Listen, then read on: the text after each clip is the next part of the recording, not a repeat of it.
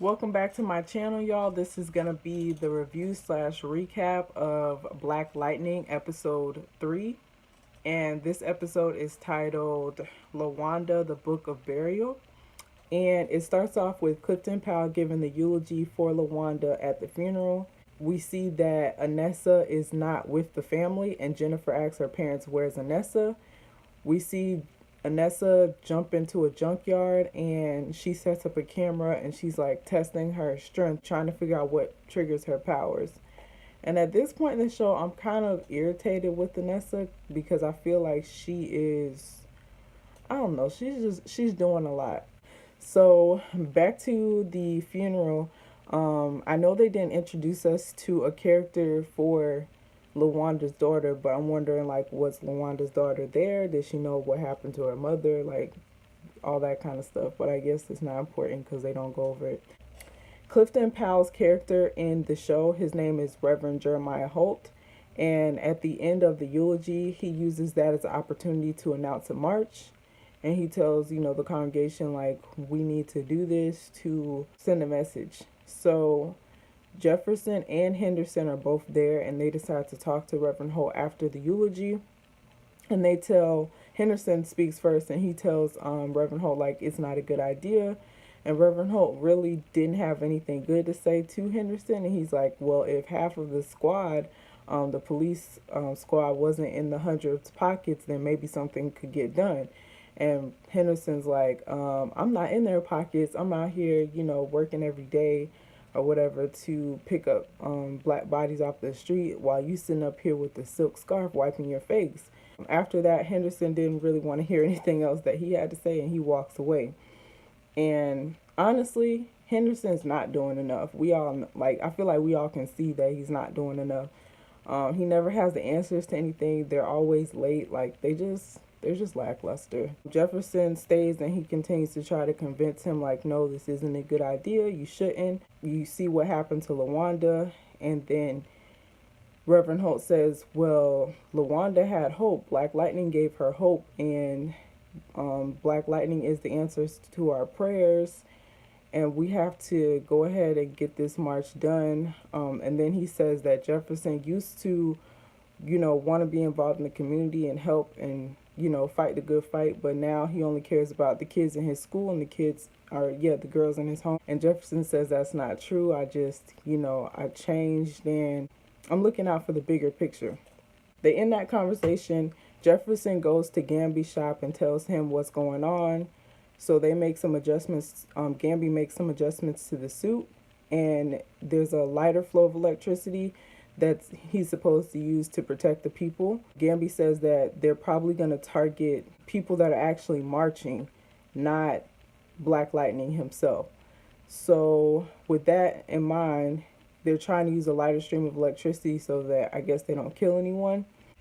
Tobias goes to see his boss, which is Jill Scott. And on the show, her name is Lady E, I think. And she has a story for him as well. The first thing she said was kind of funny, too. She's like, if my grandmother always said, if you don't write a thank you note, it's as if it never happened.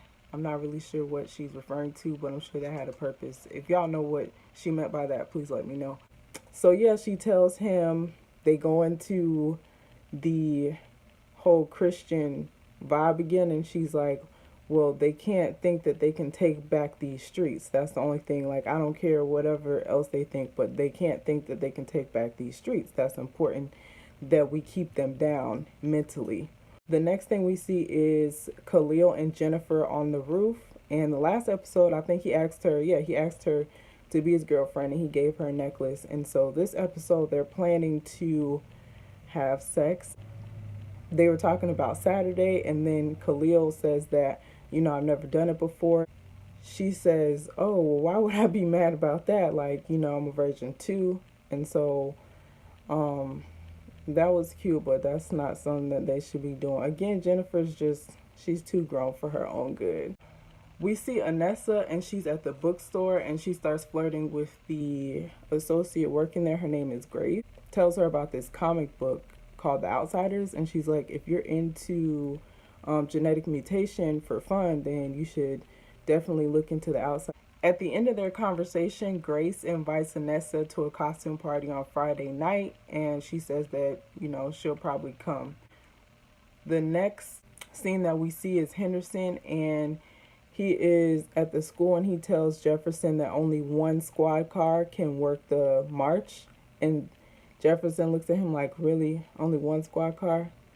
And I'm thinking the same thing. I'm just like, look, Henderson can't get anything done. I don't know what his position is, if he's supposed to be high up or what, but he literally, like, nothing he tries to get done goes through. He's always late. Like, it's just like, what's the point? Somehow Black Lightning is brought up in conversation, and then Henderson says that Black Lightning is going to get them killed. I'm just like, no, you're going to get them killed because there's no protection.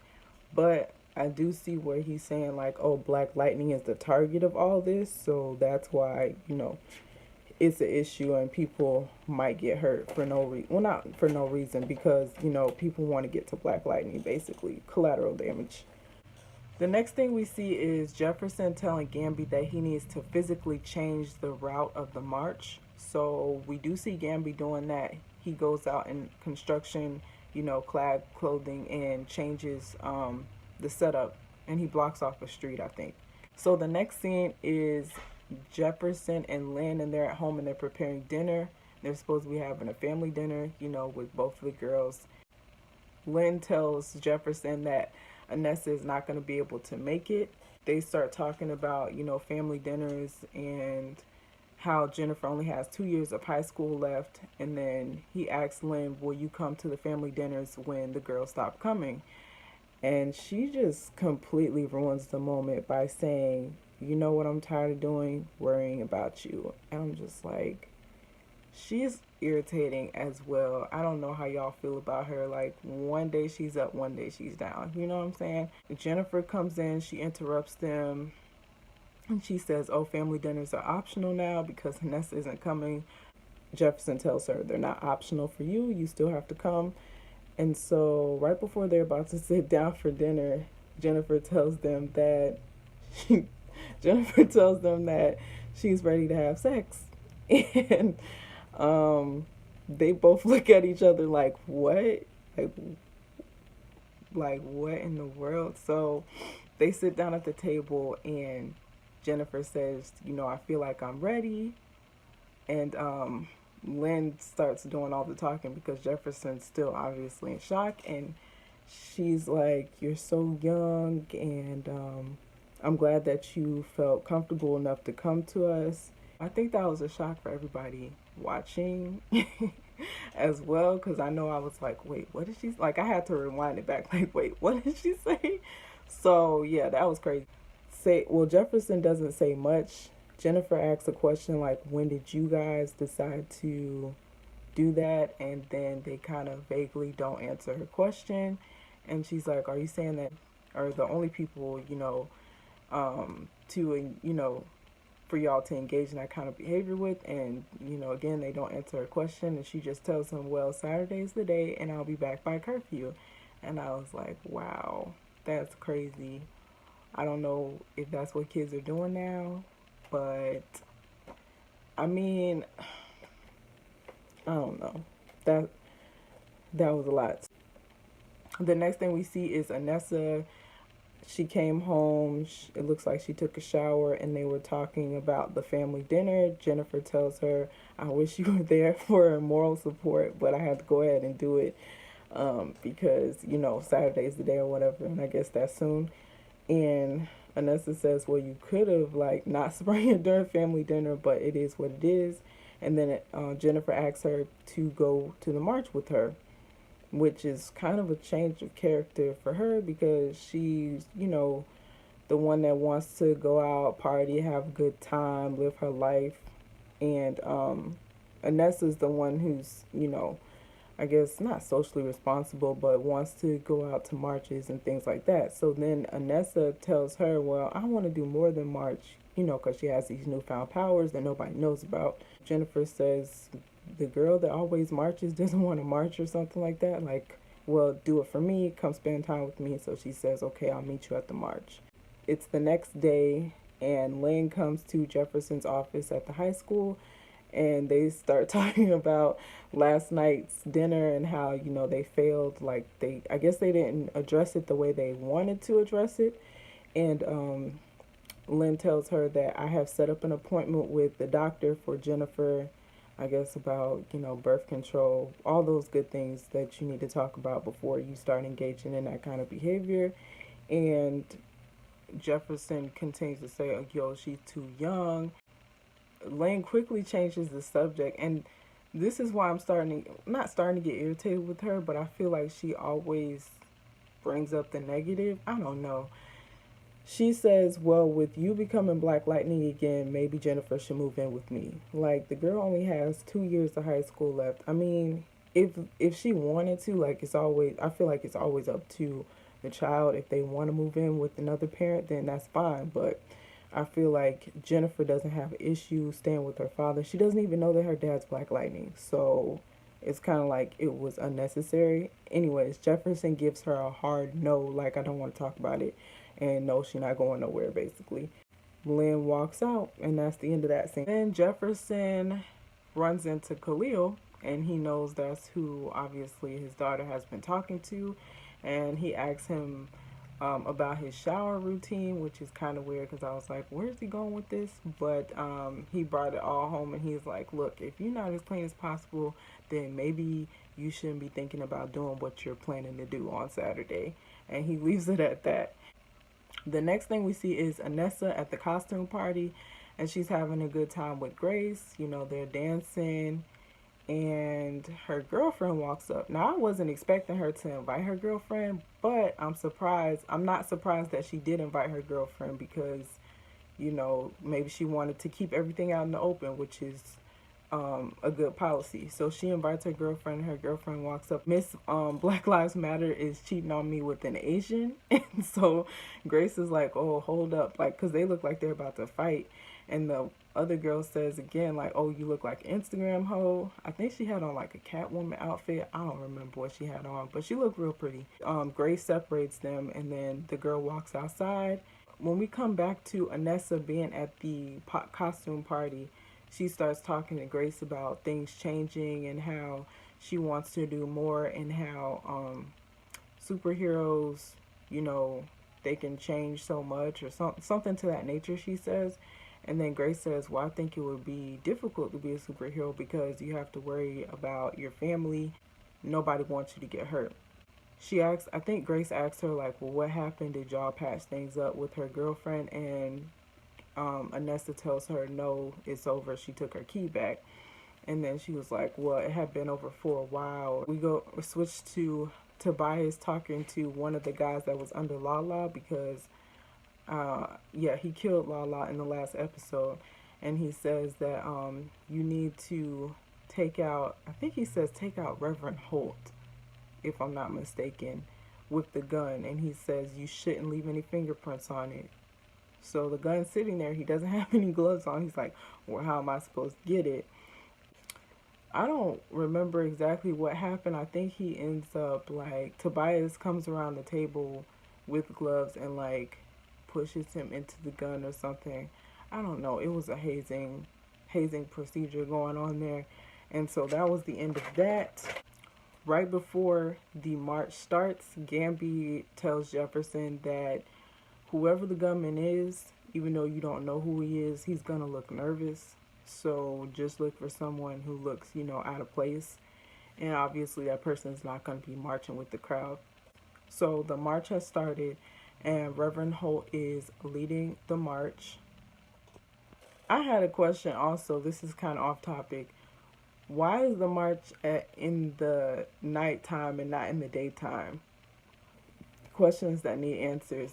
Black Lightning is, you know, up on the rooftop, and he's looking down, seeing the people, just making sure everything's okay, just keeping an eye on everything. And he sees that Lynn's down there too. So Lynn, Anessa, and Jennifer are all down there marching. And the question in my mind would be, where do they think he is? Do they think he's working? Black Lightning sees the gunman. He goes to stop him and puts up like a force field, like an electric force field, to stop the gunshots from going. And there was somebody behind him too, and he was able to stop that person as well. So it was like two of them. When they see Black Lightning, Reverend Holt starts singing Amazing Grace, and he starts walking up to him, and Tobias pulls up in a car, and then he starts talking about how everybody wants to go to heaven but nobody wants to die. And the girl that he's always with, the white lady that he's always with, she takes out a gun and she shoots Reverend Holt, and then she shoots Khalil. Now, I don't think maybe she meant to shoot Khalil, I don't know, but it seemed like she didn't mean to shoot Khalil. Maybe she was like just trying to aim to kill Reverend Holt, but I don't think she, you know, was that good of a shot. So obviously she didn't kill him.